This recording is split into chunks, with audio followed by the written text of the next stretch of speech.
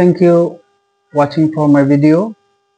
ধন্যবাদ আমার ভিডিও দেখার জন্য। আসুন আমরা এখন আড্ডা মারি, আলোচনা করি, বুঝতে চেষ্টা করি। আমার ভুল ত্রুটি হইলে কমান্ডে বুঝাবেন আমাকে। যে বিশেষ অনেকগুলো দল বলে যে ওনার কোনো জনসমর্থন নাই, আর কিছু পাগল আছে না, কিছু পাগল রাজনীতিবিদ টকশোতে আসে, আর কিছু পাগল দালালরা আছে, কয়েকটা দালাল, মঞ্জুর আলম দালাল, তারপরে মনে করেন যে ওই আরেকটা দালাল কি জানি এটার নাম ভুলে গেলাম, তারপরে গোলাম মহল্লার উনি দালাল বলে যে বিভিন্ন দালালরা বলে যে ওনার জনসমর্থন নাই, যে doctor Yunus, professor Mohammad doctor Yunus প্রধান উপদেষ্টা, বিশিষ্ট ব্যক্তিত্ব, বাংলাদেশের গৌরবময় ব্যক্তিত্ব, তার লাস্ট সময় আসছে হয়তোবা বাংলাদেশের জন্য কাজ করার জন্য। বাংলাদেশ নিয়ে সে কাজ করবে। আর অল্প দিনে অনেক গুণাবলী মানুষে দেখছে, দেখার পরে যেটা হয়তোবা আপনারা কখনো সাহসই পাইতেন না। কোন রাজনীতিবিদকে আমাকে বলেন, যদি কমান্ডে বলেন, যদি কোনো রাজনীতিবিদ যদি পারতেন আপনি হয়তোবা যে ভারতের টেনজিটা কেটে দিতে, তাহলে কমান্ড করেন। ভারতের টেনজিটা কাটতে পারতেন না আপনারা? ভারতের টেনজিটা কেটে দিছে। সেভেন সিস্টার ল্যান্ডলর্ড যে বলছে ল্যান্ডলর্ড করে দিছে। সেভেন সিস্টার নিয়ে আরো খেলা হবে, খেলা অনেক বাকি আছে। তিস্তা ব্রিজ নিয়ে খেলা হবে, এবং বাংলাদেশে আগামী দিনে আর্মসে স্বয়ং সম্পূর্ণ হবে। মনে করেন এখন বলতে পারেন যে ভাই আর্মস দিয়ে কি করবো, আর্মস আমাদের দরকার কেন, বা ফাইটার, হয়তোবা ফাইটার আসবে এখানে, ফিফথ প্রজন্মের হয়তোবা সিক্স প্রজন্মের ফাইটার আসবে। বা আপনি ভাবতে পারেন যে এগুলো কেন দরকার ভাই, আমরা তো নিরীহ মানুষ, যে আমাদের তো এগুলোর দরকার নেই। এখন কোন রাষ্ট্রের বন্ধু না। আপনি যদি ভাবেন যে হয়তো রাষ্ট্রের বন্ধু, এই থিওরিটা ভুল। যে আমাদের হয়তোবা কূটনীতিবিদরা বলে যে সবার সাথে বন্ধুত্ব, শত্রুতা কারোর সাথে নাই, শত্রুতা করবো না কারোর সাথে, সবার সাথে বন্ধুত্ব। ভুল।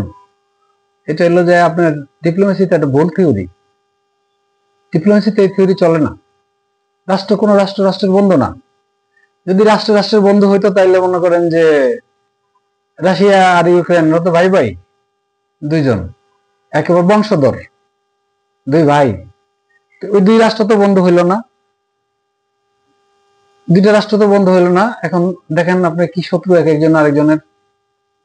আসি আমরা ইন্ডিয়া বাংলাদেশ, আমরা কি এই দুই রাষ্ট্র কি বন্ধু? কখনো না। রাষ্ট্রের বন্ধু না। জিওপলিটিক্সে রাষ্ট্রের হয়তোবা যতই আপনি শক্তিশালী থাকবেন, আপনার কাছে হয়তোবা যদি শক্তিশালী আর্মস থাকে, যে আপনি আপনার প্রতিদ্বন্দ্বীকে হয়তোবা শক্তভাবে আর্মস দিয়ে ধরবেন, অথবা আপনি কূটনীতিতে ধরবেন। আপনি দুইটা জিনিসের একটা জিনিস থাকতে হবে, কূটনীতিতে তা নাহলে শক্তি। এখন যদি আপনি দুইটাই হারায় ফেলেন, তাহলে আপনি হবেন ভুটান। ইন্ডিয়ার কাছে আপনি হবেন ভুটান বা নেপাল। তো নেপালে গুর্খা রেজিমেন্ট আছে, গুর্খারা খুব শক্তিশালী, গুর্খাদের যুদ্ধে কেউ হারাইতে পারে না, ওরা যুদ্ধ করে, কিন্তু ইন্ডিয়ার কাছে হয়তো বা পারে না, যেহেতু ওদের সমুদ্র বন্দর নাই, ওরা ল্যান্ডলর্ড কান্ট্রি, ওরা হয়তো ইন্ডিয়া যা বলে তাই করে। ইন্ডিয়া থেকে যদি নেপালিরা কখনো নেপালে যায়, ইন্ডিয়ানদেরও পাসপোর্ট লাগে না।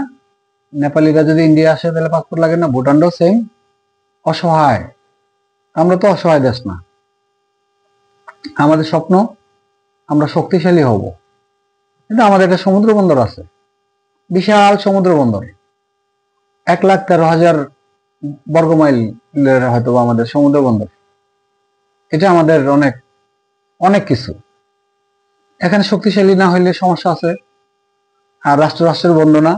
যদি রাষ্ট্রের বন্ধু হইতো তাইলে মনে করেন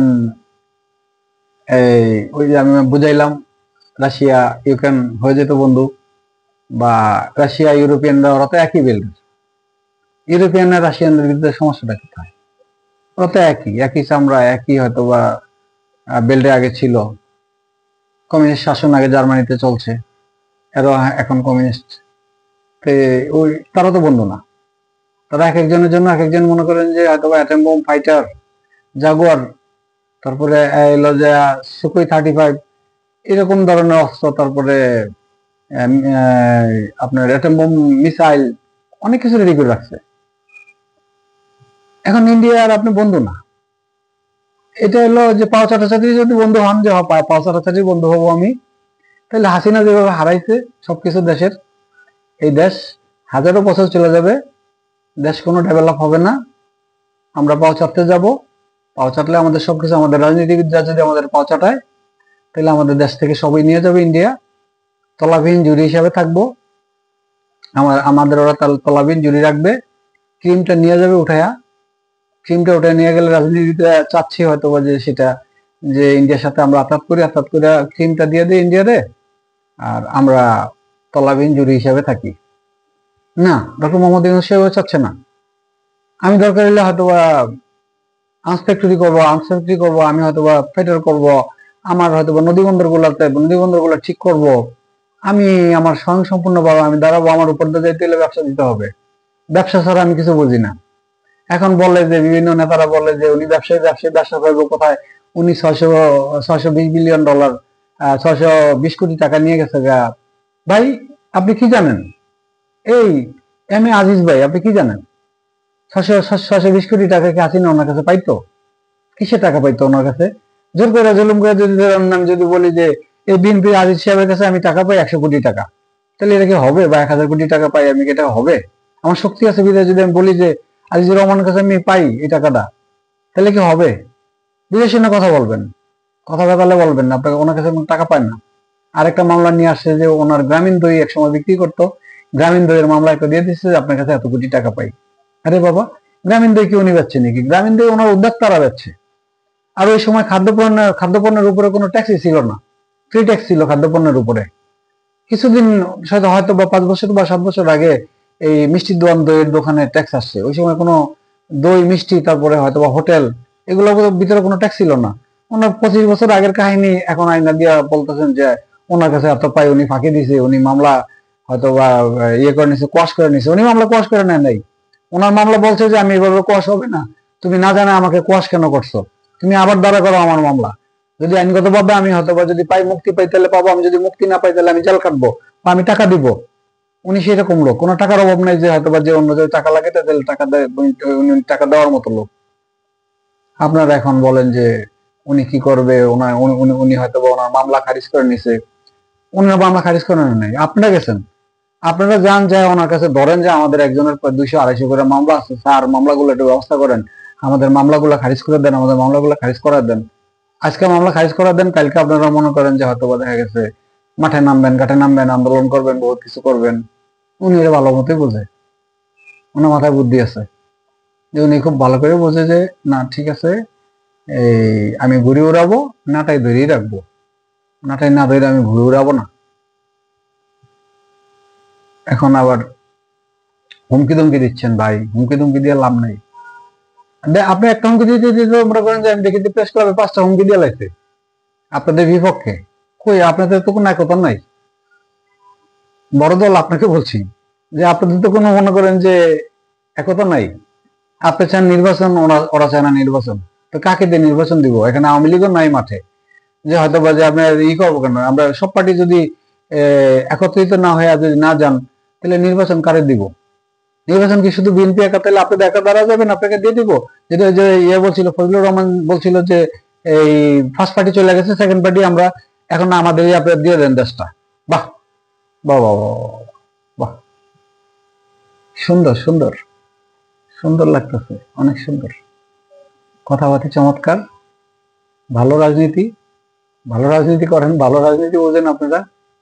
তাই বললে যে একজন আছে আপনাদের ভিতরে রাজনীতির ক্লাস করছে, আমি করে ভিডিওতে বলি যে অ্যাডভোকেট জয়নুল আবেদিন, উনি একেবারে জিয়াউর রহমানের সাথে রাজনীতি করা ক্লাস করার লোক। ওনাকে তো দামই দেন না আপনারা, ওনাকে দাম না দিয়ে মনে করেন যে হয়তো দেখা গেছে যে আপনারা, আর উনি পছন্দ করেন আপনাদের, হয়তো বিপদে পড়ে আপনাদের অনেক মামলা আমি দেখছি আমার চোখের সামনে, আপনাদের অনেক মামলা থেকে জামিন নেওয়া দিছে, কিন্তু উনি ক্লাস করছে, ওনার থেকে ক্লাস করেন, শিখেন, শিখলে অনেক কিছু পাবেন। যে এইভাবে রাজনীতি হয় না। আর রাজনীতির দরকার কি, এখন বয়স হয়ে গেছে গা, এক একজনের মনে করেন অলরেডি এক পা কবরে গেছে গা, সাথী ভাইরা, আপনার সাথী ভাইরাও চলে গেছে গা, অনেকে ইয়েতে নাই, দুনিয়াতে নাই সাথী ভাইরা, আপনাদেরও যাওয়ার সময় হয়ে গেছে গা। অসুখ বিসুখ নালিশ করছেন, যেহেতু শেখ হাসিনার কাছে মির্জা ফখরুল যে নালিশ করছে যে অসুস্থ, ভালো না আমার শরীরটা, বলছে কি আপনাকে সিঙ্গাপুরে পাঠাবো নাকি, আপনি সিঙ্গাপুরে যাবেন? জানি না আপনি সিঙ্গাপুরে যাচ্ছেন নাচ্ছেন, এগুলা কি হয়তো বা তারই অবদান কিনা। অন ক্যামেরায় আমরা দেখলাম, অন ক্যামেরায় দেখছি যে আপনি সিঙ্গাপুর যাওয়ার কথা আপনাকে বলতেছে। আপনি কি সিঙ্গাপুর যাওয়ার জন্য সেদিন ইয়েতে গেছিলেন, গণভবনে গেছিলেন? না স্ট্রং ভাবে হয়তো বা যে কথা বলতে, আপনি কি স্ট্রং ভাবে কথা বলছিলেন? 18তে আপনি স্ট্রং ভাবে কথা বলছিলেন যে এইভাবে হয়তো বা যদি পোস্টার বা মনে করেন যে আমার কর্মীরা যদি মাঠে না দাঁড়াতে পারে, তাহলে সেই নির্বাচন আমি গ্রহণযোগ্য ভাবে মেনে নিব না, সেই নির্বাচন আপনি কাজ করতে পারতেন। নির্বাচনে দাঁড়ানোর আগে আপনি নির্বাচনটা বন্ধ করে দিতে পারতেন, যে হয়তো যে না এই নির্বাচন হবে না, এই নির্বাচন বাতিল, আমরা এরকম ভাবে নির্বাচন চাচ্ছি না। তাহলে তো শেখ হাসিনা বিপদে পড়তো, যে 18 সনে নির্বাচন না হলে শেখ হাসিনা আরো বিপদে পড়তো। মাঝখান দিয়ে হয়তো বা দেখা গেছে 2000 থেকে 2500 ছেলে সন্তান হারা মায়েরা, বাবা, এখানে হয়তো বা যদি আপনার একটা মেয়ে আছে না ফখরুল সাহেব, মির্জা সাহেব, আপনার মেয়ে আছে না, আপনাদের পোলাপেন আছে না, আপনাদের দুইটা পোলাপেন যদি মরতো, তাহলে আপনি কি করতেন? আপনি দেখেন না মনে মনে একবার চিন্তা করে, যে আপনার ছেলেটা মারা, আপনার মেয়েটা মারা গেছে এই আন্দোলনে, নেতারা দেখেন, ভাবেন, আপনাদের তো যায় নাই মারা, আপনাদের তো ছেলে সন্তানরা বাহিরে হয় নাই এসি রুমের থেকে। তা আপনি একবার ভাবেন যে হয়তো আপনার দুটো ছেলে, একটা ছেলে মারা গেছে, আর এই মারা গেছে মনে করে দেখেন এসি রুমে শুয়ে দেখেন ঘুম আসে কিনা, ঘুমাইতে পারেন কিনা রাত্রে। কিসের নির্বাচন, কিসের নির্বাচন? এত সোজা? আগে শেখ হাসিনার বিচার হবে বাংলাদেশে, আগে হত্যাকারী খুনি ওদের বিচার হবে, তারপরে নির্বাচন। নির্বাচন কেন দিবেন? নির্বাচন কি আপনার প্রাপ্য? যে হ্যাঁ নির্বাচন আপনার প্রাপ্য, আদায় করেন, যদি ক্ষমতা থাকে আদায় করেন, দেখেন আদায় করতে পারেন কিনা।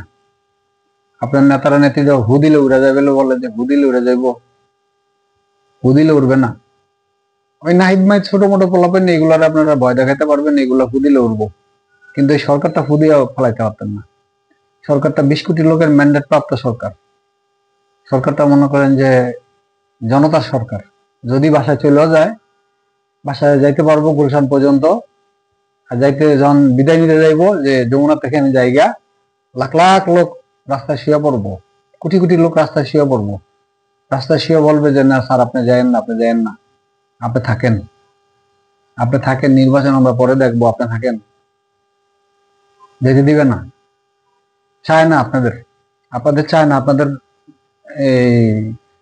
এই আপনাদের হয়তো বা এখন আর কি পড়ছেন, আরো সামনে তো অনেক পয়সা যাবেন, জনতার চোখে পচবেন, আপনার পার্টি পচবে, পার্টি পয়সা গেলে গা এক সময় দেখবেন যে কোনো রাজনৈতিক পার্টির দরকার নেই, বাংলাদেশে হবে যার নির্বাচন সেই দাঁড়াবে শুধু, আর কোনো কর্মী নেতা কোনো কিছু থাকবেন না, দরকার নাই কর্মী নেতার। সে যেটা হয়তো বা জাপানে আছে, দক্ষিণ কোরিয়াতে আছে, উন্নত দেশে আছে, ইউরোপে আছে, যেটা সেইভাবেই হবে। কিসের এত কর্মী দরকার? আপনার লাঠিয়াল বাহিনী কেন দরকার হয়?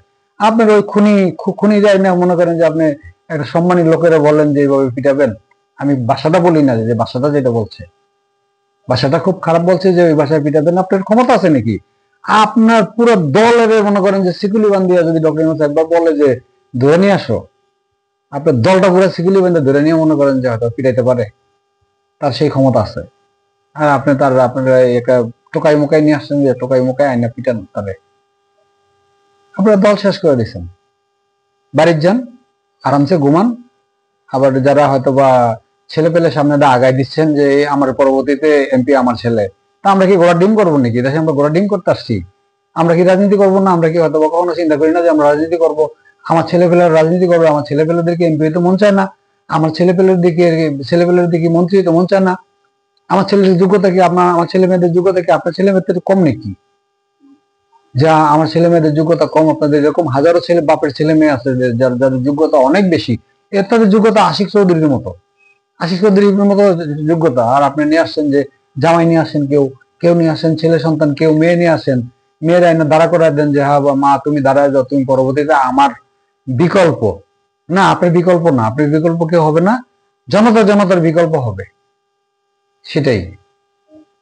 আগামী দিনে নির্বাচন অত সোজা না। নির্বাচন করতেই পারবেন, নির্বাচন আসবে না, এদেশে নির্বাচন হবে না। ওকে, থ্যাংক ইউ। আমার কথা শোনার জন্য থ্যাংক ইউ, ধন্যবাদ।